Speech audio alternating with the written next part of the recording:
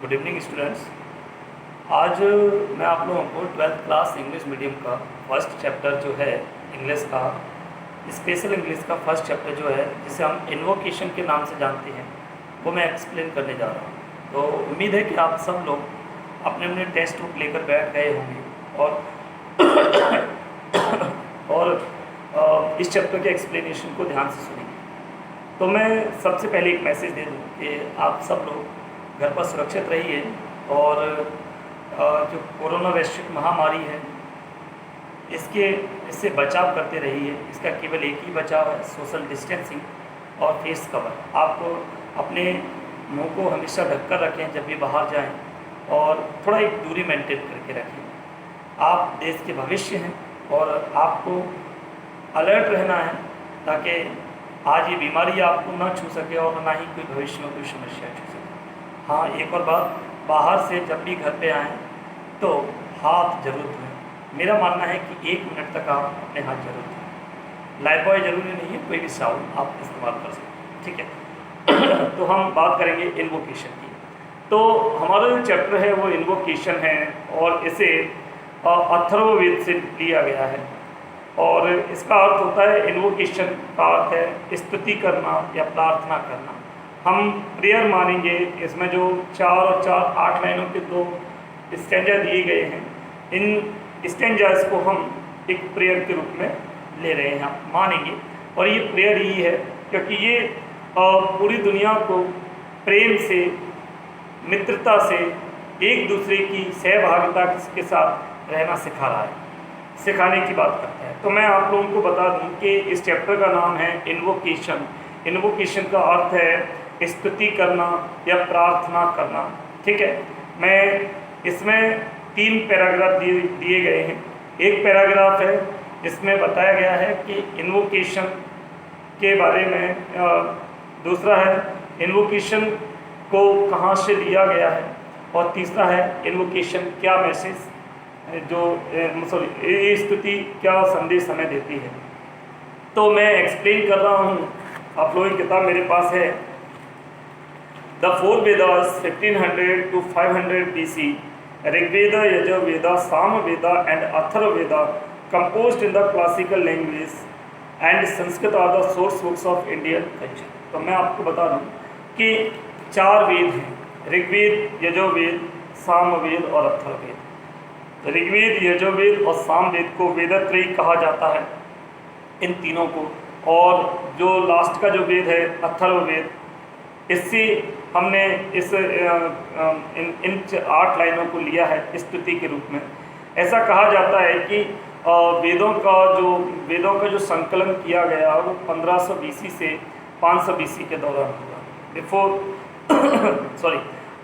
BC में किया गया, 1500 से 500 BC में किया गया।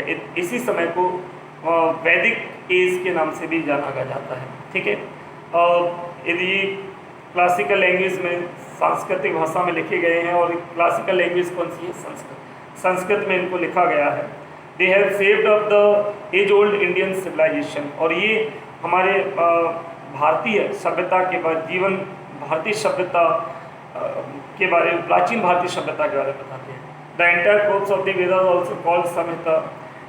जो इसमें श्लोक लिखे गए हैं उनको संहिता कहा जाता है। And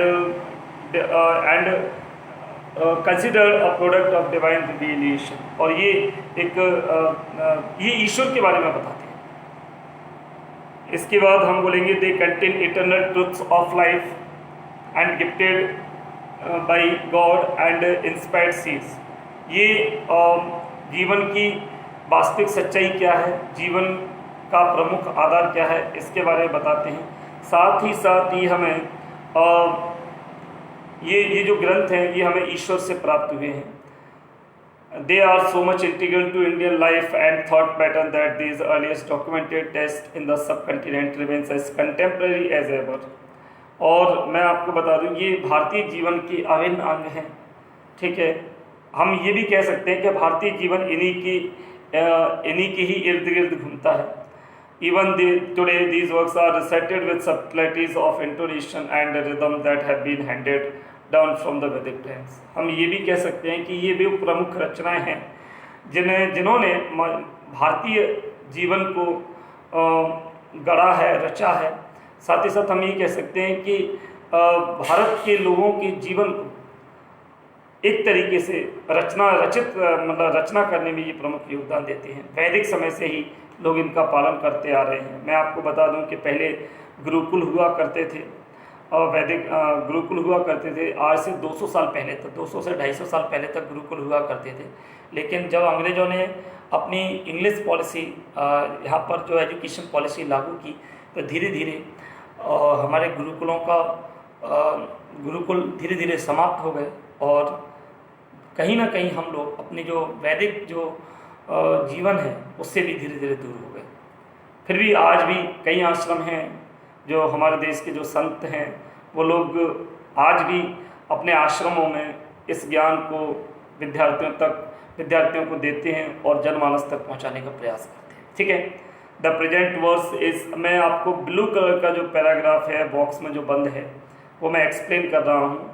the present verse is from hymns from the Vedas. ये जो कविता इसमें दी गई है, यानी हम इनको श्लोक भी कह सकते हैं, ये 2 श्लोक दिए गए हैं, वो एक प्रार्थना के रूप में है जो वेदों से लिए गए हैं। A book of selected translations from the Vedas by doctor Avinash Chandra Bose. Avinash Chandra Bose के द्वारा इन्हें निकाला गया है अथर्ववेद से। और नोटेड ओरिएंटल स्कॉलर, जो एक जाने माने विख्यात विद्वान हैं। It has been ascribed to the seer Atharva and occurs as in 52 in book 7 of the Atharvaveda। Atharvaveda में पार्ट नंबर 7 में 52 नंबर की प्रार्थना है। It inculcates ethics of collective living through mutual love and understanding। ये line थोड़ा most important है, क्योंकि most important का मतलब है इस चैप्टर को समझने के लिए इस लाइन का हमें इस लाइन को समझना बहुत जरूरी है। ये लाइन कहती है कि ये जो पोयम है, ये जो कविता है, ये हमें सिखाती है कि हमें आपसी प्रेम भाव के साथ कैसे रहना चाहिए, आपसी प्रेम भाव और आपसी समझ के साथ हमें किस प्रकार अपने जीवन को जीना चाहिए। Rendered in the style of an invocation, it wants this sense of unity to pervade not only among one's own people but also with regard to others. ये हमें एक प्रार्थना के रूप में हमें बताती है, हमें सिखाती है कि किस तरीके से हमें आपसी प्रेम भाव के साथ एक दूसरे के साथ रहना चाहिए, समाज में एक दूसरे को समझते हुए रहना चाहिए, तथा हमें अपने और अजनबी लोग अपने लोगों के साथ मित्रता का भाव रखना चाहिए, और हमें उन लोगों के साथ भी प्रेम भाव और मित्रता का भाव रखना चाहिए जो हमारे अपने नहीं हैं, जो हमारे जो हमारे लिए अनजान है। तो मैं यहाँ पे एक बात क्लियर कर दूँ, आपके मन में प्रश्न आया होगा कि सर अपने लोग कौन होते हैं और अजनबी कौन होते हैं। तो मैं आपको क्लियर कर रहा हूँ, आप ध्यान से सुनें। पहले मैं अपने लोगों की परिभाषा बता दूँ, 2 प्रकार से भी बताऊँगा मैं। तो मैं पहले जो डिटेल्ड जा रहा हूँ बता दूँ कि वे लोग जो हमारे भाई बहन हैं, जिनमें हमारे कज़िन्स भी शामिल हैं, हमारे भाई बहन हैं, हमारे माता पिता हैं, हमारे पड़ोसी हैं, कज़िन्स हैं, रिश्तेदार हैं, हमारे फ्रेंड्स हैं, और वे लोग जिन्हें हम जानते हैं। मैं रिपीट कर रहा हूँ, ध्यान से सुनिए। वे लोग जो हमारे पेरेंट्स हैं, हमारे भाई बहन हैं, कज़िन्स हैं, पड़ोसी हैं, हमारे रिश्तेदार हैं, हमारे दोस्त हैं, और वे लोग जिन्हें हम जानते हैं, जिनसे हम अपनी फीलिंग शेयर करते हैं, जिनसे हम वो बातचीत करते हैं, बोलचाल रखते हैं, रेगुलर मिलते हैं जिन लोगों से, वे हमारे अपने हैं। और इन सब को छोड़कर जो बचे हुए लोग हैं वो कौन है? अजनबी, जो हमारे रिश्तेदार नहीं हैं, जिन्हें हम जानते नहीं हैं, जिनसे हम अपनी फीलिंग शेयर नहीं करते, और जो हमारे मित्र नहीं हैं। वे सब कौन हैं? वे हमारे लिए अजनबी हैं। ठीक है, तो आई होप कि आपको समझ में आ गया होगा कि मित्र कौन, अपने लोग कौन हैं और अजनबी कौन हैं। जो हमारे पेरेंट्स हैं, भाई बहन, कजन्स हैं, हमारे रिश्तेदार हैं, हमारे पड़ोसी हैं, हमारे मित्र हैं, वे लोग जिन्हें हम जानते हैं, जिनसे हमारा रोज़ मिलना जुलना है, जिनके साथ हम अपनी फीलिंग्स शेयर करते हैं, जो हमारे साथ उठते बैठते हैं, रेगुलर मिलते जुलते हैं, वे हमारे अपने हैं। बाद बाकी सब हमारे लिए अजनबी हैं। इन लोगों को छोड़कर बाद बाकी सब अजनबी हैं। दूसरी बात हम ये भी कह सकते हैं, अगर हम देश के लेवल पर सोचें, आप लोगों के मन में ये प्रश्न होगा कि सर तो फिर देश के लोगों को हम सबको नहीं जानते तो वो कौन है, तो हम एक और तरीका भी अपना सकते हैं कि हमारे देश के लोग जो हैं वो हमारे अपने हैं, जो हमारे देश से बाहर के हैं वो अजनबी हैं। लेकिन इसमें एक प्रश्न भी आएगा आप लोगों का, तो उसको ध्यान से समझने के लिए मैं आप लोगों को बता दूं कि आप पहले वाली थ्योरी को फॉलो करें। भाई जो हमारे अपने हैं, पड़ोसी हैं, माता पिता हैं, पेरेंट्स हैं जिन्हें हम पेरेंट्स कहते हैं, हमारे भाई बहन हैं, रिश्तेदार हैं जिन्हें हम जानते हैं, जिनके साथ उठते बैठते हैं, जिनके साथ हम अपनी फीलिंग्स शेयर करते हैं, वो हमारे अपने, बाद बाकी अजनबी हैं।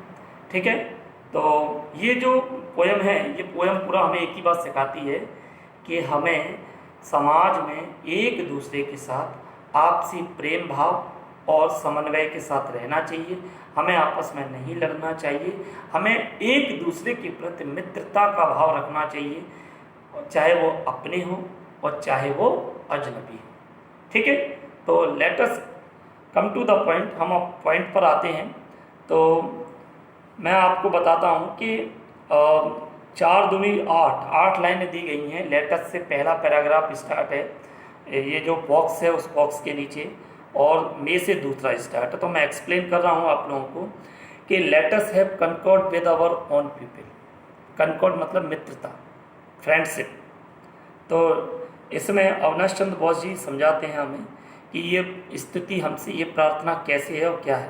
तो देखिए, आओ हम सब लोग, लेटस हैव कनकॉर्ड, हैव मतलब रखना, कनकॉर्ड मतलब मित्रता, let's have concord with our own people, आओ हम अपने लोगों के साथ मित्रता का भाव रखें, and concord with people who are strangers to us, और हम उन लोगों के साथ भी अपनेपन यानी कि मित्रता का भाव रखें जो हमारे लिए अजनबी है। तो दोनों लाइनों में क्या बोला गया कि हमें आओ हम सब लोग उन लोगों के साथ मित्रता का भाव रखें जो हमारे मित्र हैं, जो अपने हैं।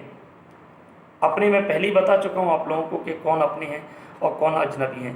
तो पहली लाइन क्या कहती है कि हम उन लोगों के साथ मित्रता का भाव रखें जो अपने हैं, और हम उन लोगों, दूसरी लाइन कहती है कि हम उन लोगों के साथ भी मित्रता का भाव रखें जो हमारे लिए अजनबी हैं।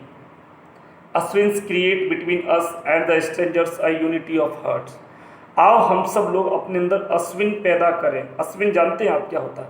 अश्विन का मतलब है, अगर हम ग्लॉसरी में देखें, dual gods symbolising the perfect unity between natives and strangers.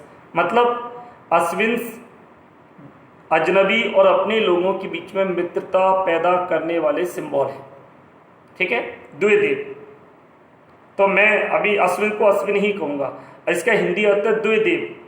और मतलब अगर हम इसको डिस्क्राइब करें तो इसका अर्थ होता है कि वे देवता जो अजनबी और अपने लोगों के बीच में मित्रता विकसित करते हैं, अपनेपन का प्रेम पैदा करते हैं। ठीक है, तो मैं अपने तरीके से आपको एक्सप्लेन कर रहा हूँ कि मैं अश्विन को अश्विन ही बोलूँगा। Ashwin's create between us and the strangers a unity of hearts.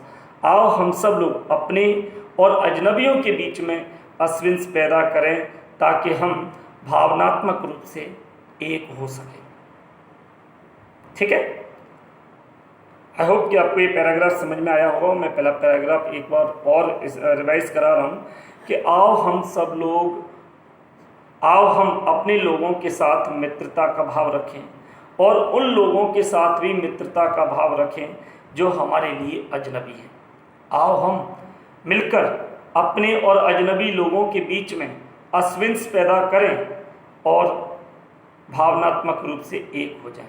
आओ हम सब लोग अश्विन्स को पैदा करें ताकि हमारे और अजनबी लोगों के बीच में क्या हो, मित्रता विकसित हो सके और हम भावनात्मक रूप से एक हो सके। दूसरा पैराग्राफ मे से स्टार्ट होता है। मे, MA मे एक मॉडल ऑक्सिलरी है जिसका जो उपयोग किया जाता है, जिसका जो प्रयोग है वो पॉसिबिलिटी को बताने के लिए किया जाता है। तो मैं आपको बता दूं कि मे का प्रयोग यहाँ पर पॉसिबिलिटी को बताने के लिए किया गया है। फिर से मैं यहाँ पे आगे पढ़ रहा हूँ। मे be unite in our minds. आपने देखा होगा कि 10th क्लास में जो पहली पोयम थी, पहला चैप्टर था गुडविल के नाम से, उसमें भी आपने देखा होगा कि 3 स्टेंजा दिए थे 4-4 लाइनों के, और उन सब की शुरुआत मे से हुई थी। पॉसिबिलिटी बताई गई थी। तो यहाँ भी पॉसिबिलिटी में क्या कहेंगे, यहाँ पे डॉक्टर अविनाश चंद्र बोस इस पोयम के माध्यम से समझाने का प्रयास क्या कर रहे हैं कि मे be unite in our minds. कौन? अपने हम और अजनबी लोग, हम और अजनबी लोग, मतलब हम हमें अपनों के साथ भी मित्रता का भाव रखना है, हमें अजनबी लोगों के साथ भी मित्रता का भाव रखना है। तो हो सकता है हम जो शब्द आया है वो किसके लिए आया है, ध्यान से सुने, हमारे लिए और अजनबी लोगों के लिए, हमारे और अजनबी दोनों के लिए हमने एक कॉमन शब्द इस पोयम में हमें मिला है, जिसको हम बोलेंगे we, may be unite in our minds. तो जो अविनाश चंद्र बोस हैं इस पोयम के माध्यम से क्या समझाने का प्रयास कर रहे हैं कि हमें, ध्यान समझना, हमें आपस में क्यों नहीं लड़ना चाहिए, हमें आपस में क्यों नहीं लड़ना चाहिए, हमें आपस में प्रेम का भाव क्यों रखना चाहिए एक दूसरे के प्रति। तो सुनिए, मे be unite in our minds, हो सकता है हम अपने विचारों में एक हों। माइंड मतलब दिमाग, माइंड में एस लग गया, चेंज हो गया, बिल्कुल विचार हो गया। हो सकता है हम अपने विचारों में एक हों। हम कौन? हम और अजनबी जिसके साथ हमें मित्रता का भाव रखना है, हम और हमारे मित्र जिनके साथ हमें अपने मित्रता का भाव रखना है। तो हमें अपने मित्रों और अजनबी और के साथ हमें मित्रता का भाव रखना है। और क्यों रखना है, ध्यान से सुनिए इस बात को, कि हो सकता है कि हम अपने विचारों में एक हों, यूनाइट इन अवर पर्पसेस, हो सकता है हम अपने इरादों में एक हों, हो सकता है हम अपने विचारों में एक हों, हो सकता है हम अपने इरादों में एक हों, and not fight against the divine spirit within us. तो हमें कोई युद्ध नहीं लड़ना है, हमें उस डिवाइन स्पिरिट के अगेंस्ट कोई युद्ध नहीं लड़ना है जो हम सब मनुष्यों में है, हम सब जीवों में है। कहते हैं ना आप लोग कि आत्मा कभी नहीं मरती, सिर्फ शरीर मरता है। जब आत्मा मरती ही नहीं है तो आत्मा कौन है? अमर। और अमर कौन है? ईश्वर। इसलिए कहा जाता है कि आत्मा और परमात्मा दोनों एक ही हैं। तो यहाँ पर जो डिवाइन स्पिरिट है, वो डिवाइन स्पिरिट को मैं आत्मा से जोड़कर बोल रहा हूँ, उसमें आत्मा से जोड़कर बताया गया है कि हमें उस डिवाइन स्पिरिट के अगेंस्ट, ईश्वर से जोड़कर बताया जा रहा है कि हमें उस डिवाइन स्पिरिट के अगेंस्ट बिल्कुल नहीं लड़ना है जो हम सब लोगों में। क्यों नहीं लड़ना है? क्योंकि हो सकता है हम अपने विचारों में एक हों, हो सकता है हम अपने इरादों में एक हों। तो हम लड़ कैसे सकते हैं एक दूसरे के प्रति? हम सब लोगों के अंदर आत्मा है और वो आत्मा कभी मरती नहीं। आत्मा ईश्वर का अंश होती है, तो हम सब लोगों के अंदर ईश्वर है, तो हम ईश्वर के प्रति कैसे लड़ सकते हैं? इसीलिए हम सब लोगों को एक दूसरे के साथ मित्रता का भाव रखना है, क्योंकि हो सकता है हम अपने विचारों में एक हों, हो सकता है हम अपने इरादों में एक हों, and not fight against the divine spirit within us. और इसलिए हमें इस डिवाइन स्पिरिट के जो हम सब लोगों के अंदर है उसके अगेंस्ट नहीं लड़ना है।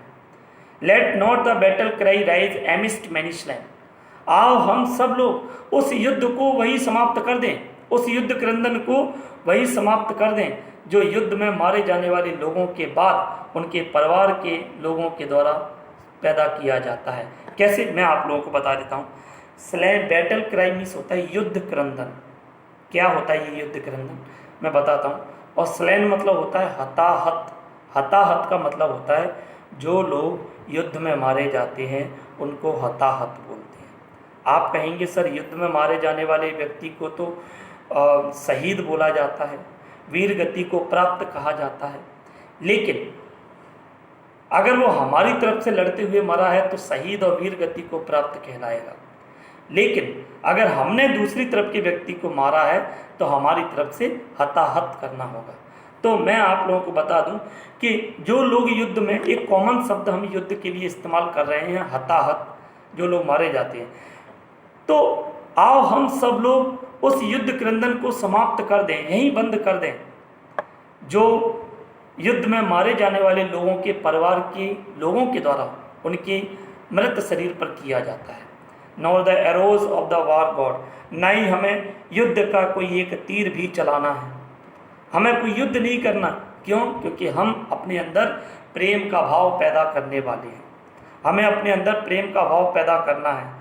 और जब हम सब लोग, जब हम अपने और अजनबियों के साथ प्रेम और मित्रता का भाव रखेंगे तो हम लड़ेंगे क्यों?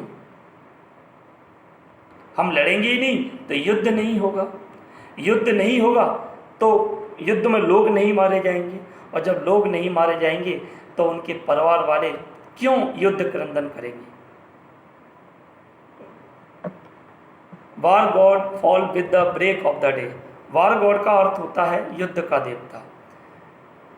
प्राचीन काल में युद्ध के देवता के रूप में इंद्र को माना जाता था, लेकिन मैं यहाँ पर इसका अर्थ थोड़ा चेंज कर रहा हूँ, तो आप थोड़ा समझने की कोशिश करें कि nor the arrows of the war, अब हमें कोई युद्ध नहीं चाहिए।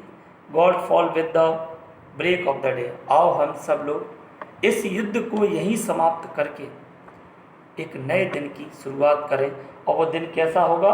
आपसी प्रेम भाव का होगा, यूनिटी का होगा, विचारों से हम एक होंगे, इरादों से हम एक होंगे, और हमें कोई युद्ध नहीं चाहिए। ठीक है, मैं पूरी कहानी को, पूरी पोएम को एक थीम के रूप में एक्सप्लेन कर रहा हूँ, ध्यान से सुने। Let us have concord with our own people. आओ हम सब लोग अपनों के साथ मित्रता का भाव रखें, और हम उन लोगों के साथ भी मित्रता का भाव रखें जो हमारे लिए अजनबी हैं। आओ हम सब लोग अपने अंदर और अजनबियों अपने अंदर अश्विंस पैदा करें।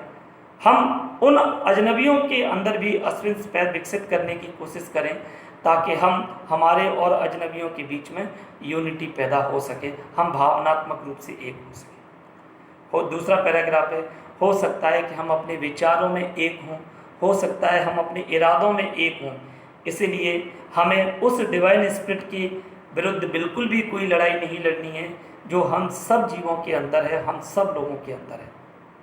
Late not the battle cry rise amidst many slain.